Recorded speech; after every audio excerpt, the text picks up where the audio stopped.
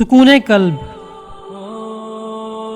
دولت تسکین دولت حسن کی طرح عطائے رحمانی ہے، اس کا کوئی فارمولہ نہیں۔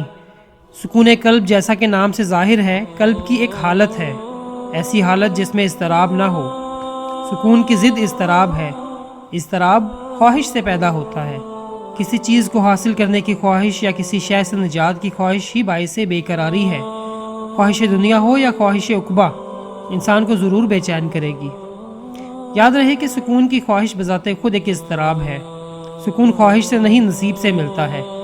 جسے سکون قلب حاصل ہو جائے، اس کی زندگی میں نہ شکوہ رہتا ہے نہ تقاضا۔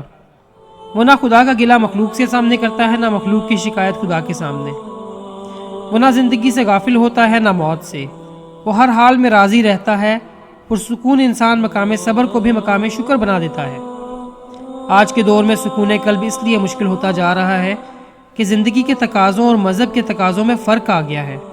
زمین کا مسافر سمجھ نہیں سکتا کہ آسمان سے احکام کیوں نازل ہوتے ہیں۔ زندگی کی مسرتوں میں عاقبت کا خوف سکون سے محروم کر دیتا ہے۔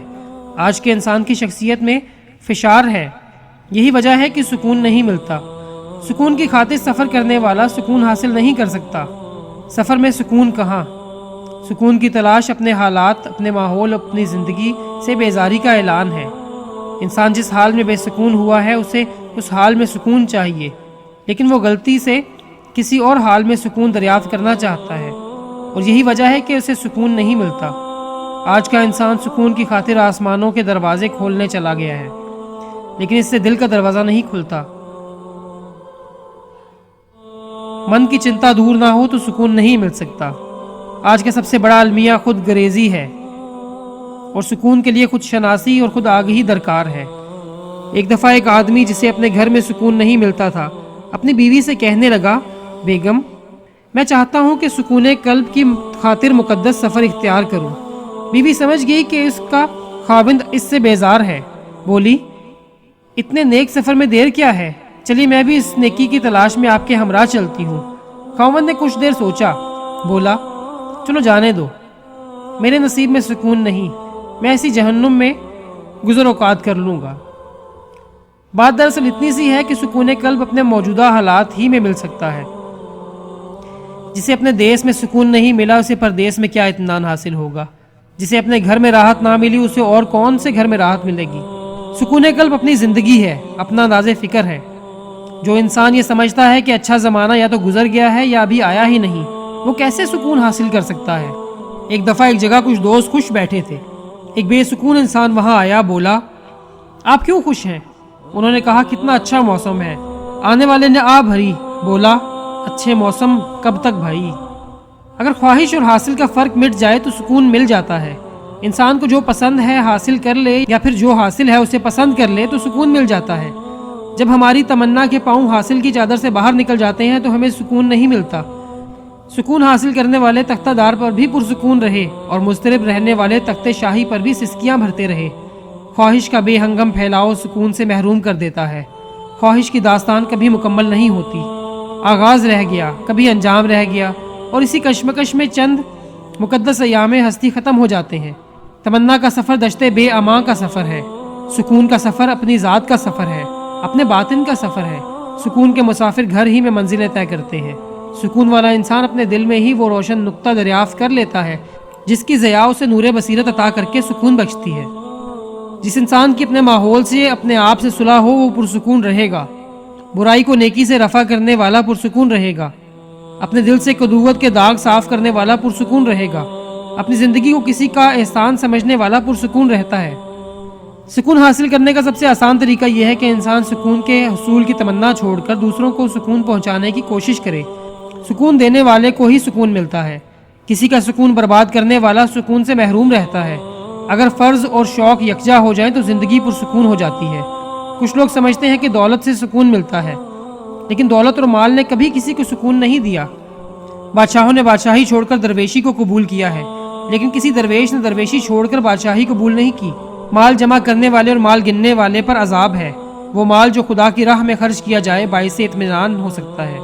نفرت، کنیہ، بغض، جذبہ انتقام، حسد، لالچ، جسم پرستی سکون قلب کے دشمن ہے۔ سکون والا انسان دوسروں کی زندگی اور خوشی کا احترام کرتا ہے۔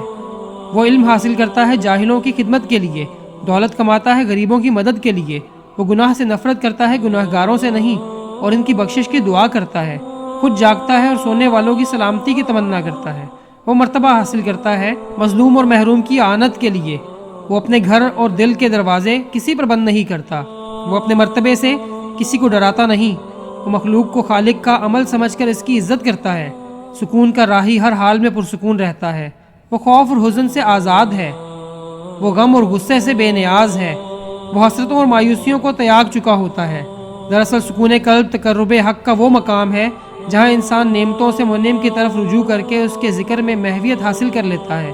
زندگی کے متلاطم سمندر میں سکون قلب ہی عافیت کا ایک جزیرہ ہے، اور نصیب والے ہی اسے دریافت کرتے ہیں۔ سکون قلب اس وقت تک نہیں ملتا جب تک کوئی عطا کرنے والا نہ ملے۔ عطا کرنے والا ایک نگاہ سے دولت تسکین بخشتا ہے، اس کا ایک لفظ ہی دل کا قفل کھول کر اسے سکون سے مالا مال کر دیتا ہے۔ والدین کی خدمت، استاد کا ادب، سائل اور یتیم کی دعا سکون قلب کے ذرائع ہیں۔ یتیم کا مال کھانے والا 1000 یتیم خانے بنائے سکون نہیں پائے گا۔ پیٹ میں آگ ہو تو دل میں سکون کہاں؟ رزق صالح نہ ہو تو سکون قلب کا سوال ہی نہیں پیدا ہوتا۔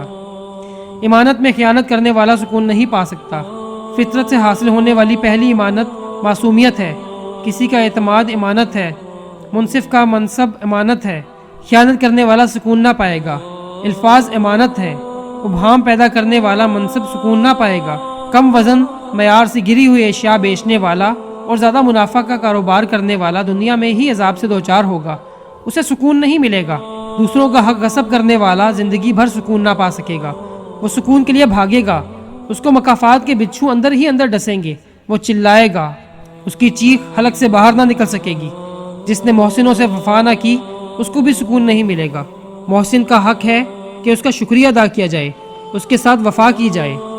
ہمارے ملک میں اس شخص پر سکون قلب حرام ہے جس کو اسلام اور پاکستان سے محبت نہ ہو۔ اسی طرح اپنے اسلاف سے وابستہ رہنے سے سکون ملتا ہے۔ آج اگر ہم ایک دوسرے کو معاف کر دیں اور ایک دوسرے سے معافی مانگ لیں تو ہمارا مستقبل سکون قلب کے خزانوں سے بھر جائے گا۔ کمزور پر رحم کرنا باعث تسکین ہوتا ہے۔ کہتے ہیں کہ اگر چڑیا مالک کے گھر میں پنجرے کے اندر بھوک سے مر جائے تو چڑیا کا بنانے والا آسمانوں سے قہر نازل کرتا ہے۔ اپنے سے کمتر کا خیال رکھنا سکون قلب کا ذریعہ ہے۔ سکون قلب مالک کا قرب ہے اور قرب الہی کا واحد ذریعہ سجدہ شکر ہے۔ میں ایک فرد ہوں، مجھ سے ہے ملتوں کا ظہور، حقیقتوں کو جن دینے والا خواب ہوں میں۔ ورق ورق میری نظروں میں کائنات کا ہے کہ دستے غیب سے لکھی ہوئی کتاب ہوں میں۔ در عطا پہ ہوں میں آخری سوال، مگر اسی سوال کا ایک آخری جواب ہوں میں۔